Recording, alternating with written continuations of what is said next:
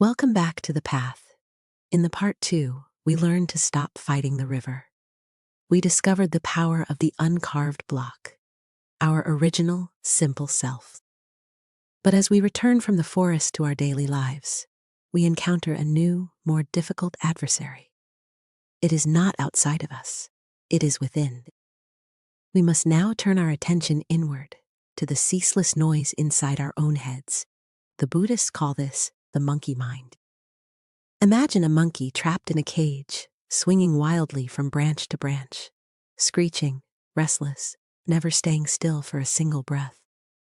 This is your mind on a typical Tuesday. It jumps from a regret about yesterday to a fear about tomorrow, ignoring the only moment that actually exists, right now. In our modern world, we have given the monkey caffeine and a smartphone. The noise has become a roar, drowning out our own inner wisdom. Our instinct is to fight this noise. We treat our thoughts like intruders.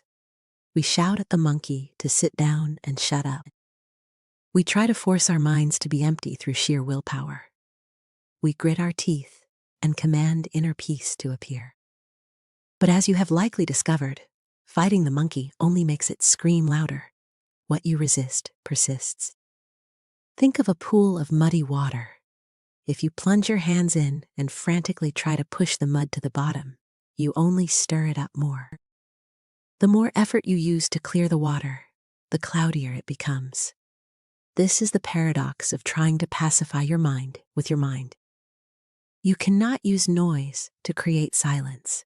You cannot use force to create stillness. So, what is the alternative? Lao Tzu offers a radically different path in the Ching.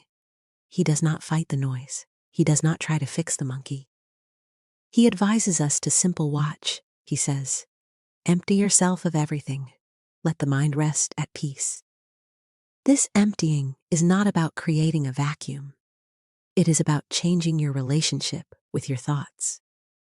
Imagine that you are sitting on the bank of a wide, slow-moving river. Your thoughts are like leaves, floating on the surface. A thought comes along, perhaps a worry about money. You see it. It is a brown, crinkled leaf. The mistake we usually make is to jump into the river and grab the leaf. We hold it. We examine it. We stuff it in our pocket. We say, this worry is mine. I must keep it. And so the river becomes clogged with the leaves we refuse to let go of. The Taoist sage stays on the bank. He sees the worry leaf float by. He acknowledges its presence. He might even nod at it. But he does not reach for it. He knows that the nature of a leaf on a river is to float away. It will pass, if only he lets it. Another metaphor. Imagine your thoughts are clouds drifting across a vast blue sky. You are not the clouds. You are the sky. Some clouds are dark and stormy. Some are light and fluffy. It does not matter to the sky. The sky has room for them all. The sky never tries to catch a cloud. It never tries to push one away. It simply provides the space for the clouds to be, and then to not be. When an anxious thought arises, I am not enough. Do not fight it. Do not argue with it. Just say, there is a dark cloud passing. The problem is never the thought itself. Thoughts are just energy, just mental weather. They are harmless on their own. The problem is that you invite the thought in for tea. You offer it a chair. You enter into a debate with it. When you argue with a negative thought, you give it your own energy. You make it real. You turn a passing cloud into a permanent fixture. Treat your thoughts like visitors. Some are welcome friends. Others are annoying neighbors. You must be a polite host to all of them. Let them in the front door and let them out the back door. Just don't serve them tea.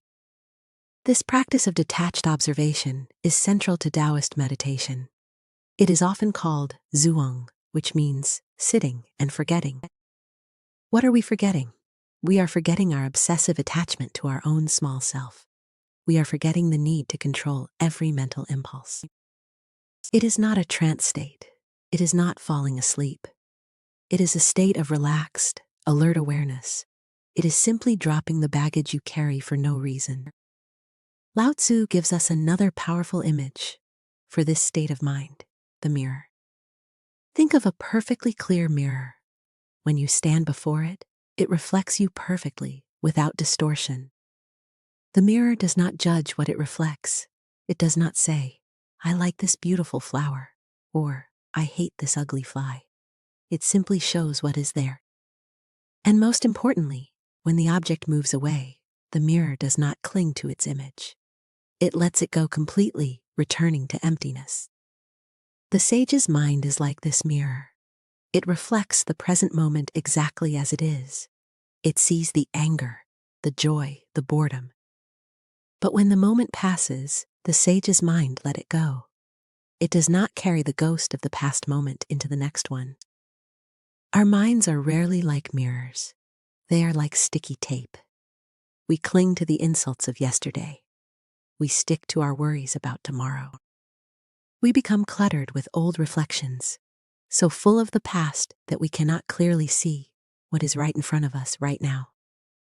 To practice the Tao is to polish the mirror of your mind, day by day, until it reflects clearly once more. This sounds simple, but it is perhaps the hardest thing a modern person can do. Why? Because we are terrified of the silence. We are obsessed with filling every gap in our day.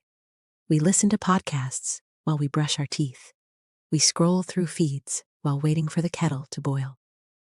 We treat silence like an enemy, to be vanquished with constant stimulation. We are afraid that if we stop doing, we will cease to be. But Lao Tzu teaches us that the opposite is true. In the silence, we do not disappear. We connect with something larger. He writes, "To the mind that is still, the whole universe surrenders."